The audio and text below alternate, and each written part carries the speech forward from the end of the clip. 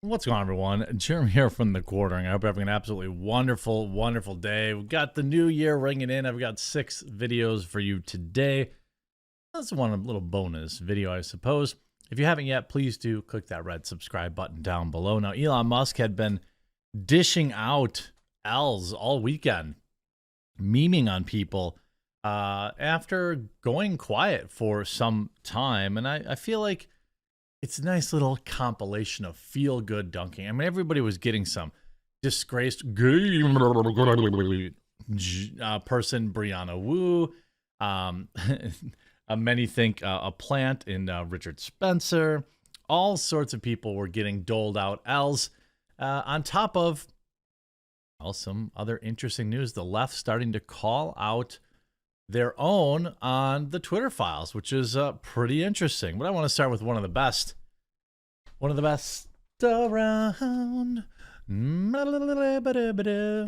Okay.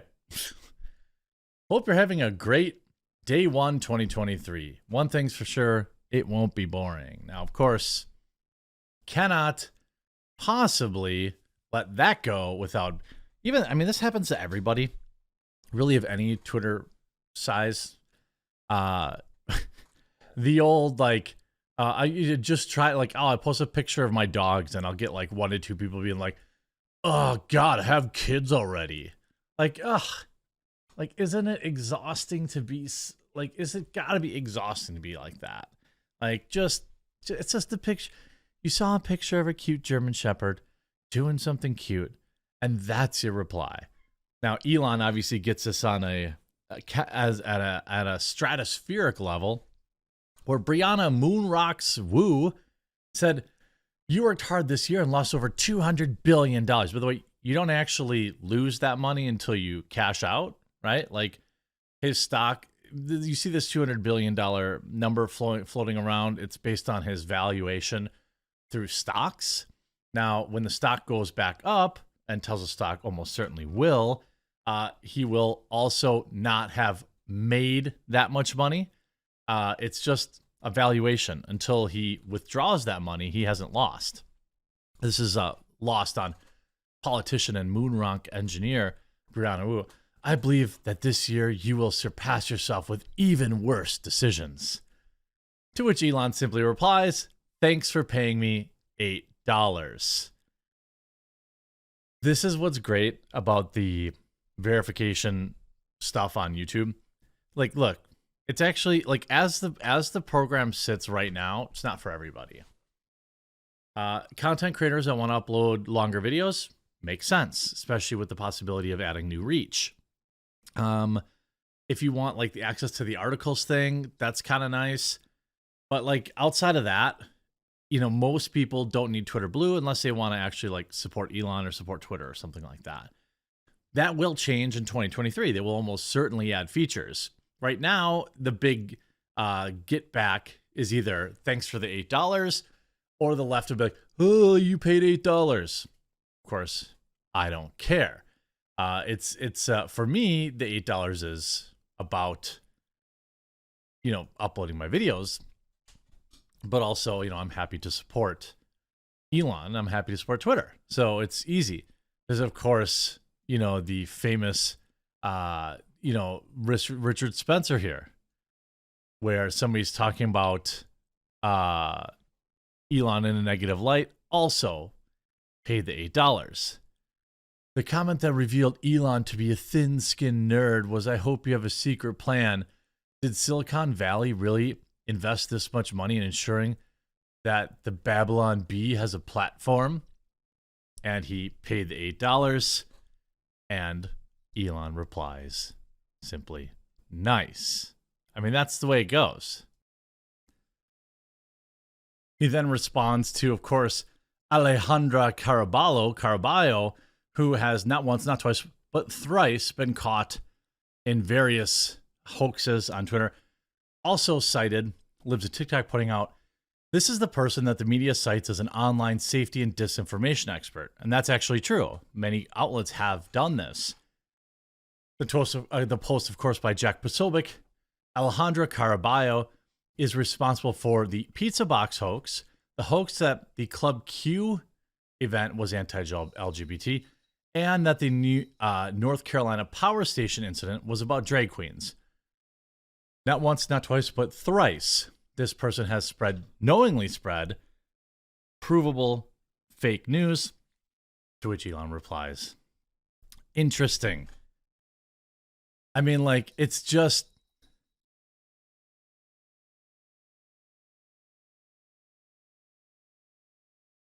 ...2023 is going to be an interesting year because a lot of these like losers that have these like fake titles. You know, Jack Caraballo is also billed by journalists as a disinformation expert, and this is true, just not for the reasons they say. Christopher Rufo says there's at least one other thing that I'm sure Caraballo's lying about. Also, age. I mean, it's just it's this person. Exists to spread fake information on Twitter. Somebody that was absolutely, worshipped by the left. Of course, AOC couldn't get away, couldn't avoid. What's with people randomly blaming the mere existence of others for their own descent into embracing bad opinions? Like, girl, you did that all on your own. This... Mondaire Jones says AOC didn't celebrate her enough, so now she empowers white nationalists. Like, essentially saying, like, hey, how come I'm getting blamed for this? And then Elon says, hi. Of course, the love story of our generation continues to roll on. I'll be excited to see how many kids they have. But, I mean, a lot of the, you said only 25 million more iterations of the $8 and you'll make all that money back. Again, people don't understand how the stock market works. It's like the left understands the stock market when they want to understand it. It's very complex, but some things are very simple. If you have 10 shares that are worth $1,000, right? You have $10,000 worth of value. If those shares go to 2,000, now you have 20,000. You have not made $20,000. You haven't earned that additional $10,000 until you withdraw those shares or sell those stocks at that price. So when those $1,000 shares are suddenly worth $500 the next day, you also did not lose that money until such a point in which you sell the shares. But you should see, even the left is saying the Twitter files should disturb liberal critics of Elon Musk, and here's why. I mean, of course, The Guardian needs my money. Fortunately, there's, for journalistic reasons, we always use the archives. Make sure they don't change anything on us. Half the room is jumping up and down, screaming, gotcha. The other half shrugs his shoulders, muttering, so what's new? Welcome to the war over the so-called Twitter files. Over the past month, Twitter's new owner, Elon Musk, has made available to hand-picked group of journalists internal documents and conversations that took place over Twitter. There are mainly discussions on who and what should be moderated or banned, ranging from the president's son's computer to the question about whether or not to remove Donald Trump from the platform. The journalists have made public selected slices of the data through a drip feed of Twitter threads. Of course, salty much. This is just free advertising for Twitter, right? Every time they drop another Twitter files, Fox News is talking about Twitter, CNN is ignoring Twitter, MSNBC is also ignoring Twitter. I guess maybe I'm talking about Twitter. And you see, consider the controversy over shadow banning. It's a phrase much bandied about in debates on social media, but its meaning is contested. For the curators of the Twitter files, shadow banning means using algorithms to de-amplify tweets, that is, to stop making them reach a wider audience. For the old pre-Musk Twitter, however, it means something very different, deliberately making someone's content undiscoverable to everyone except the person who posted it. As a 2018 blog post put it, the conflicting definitions that have allowed the critics to accuse Twitter executives of lying, although they seem interested in putting the old Twitter regime on the dock as uncovering the truth. Well, Twitter got to say, "Oh, we're not shadow banning. They had their own word for it. It wasn't de-amplifying. It was just another word that very clearly meant deboosting, or I'm sorry, shadow banning. They just called it something else. I forget off the top of my head now what it was called." They also revealed some of the processes which users are banned. Twitter insists that it does not suspend accounts for political reasons. That's hard to square with the evidence. Well, yeah, we all knew that. The most worrying issue that the Twitter files have exposed is this level of contact between social media companies and state security organizations. The FBI regularly holds meetings with Twitter executives, pressuring them to take action against, quote, misinformation, even when this amounted to little more than a satirical tweet, and demanded the personal data of users. Twitter, to its credit, often pushed back. Nevertheless, the Twitter files do show an unhealthy relationship between social media and the state security. Equally unhealthy is the response of many liberals who have become sanguine about the work of the security apparatus. There has been a remarkable partisan shift in American attitudes towards the FBI, with a huge swing in Democratic support for the organization. Many now view the FBI as an essential weapon against populism. Many seem to have forgotten that the sordid history of the FBI in undermining radical movements from unions to civil rights organizations.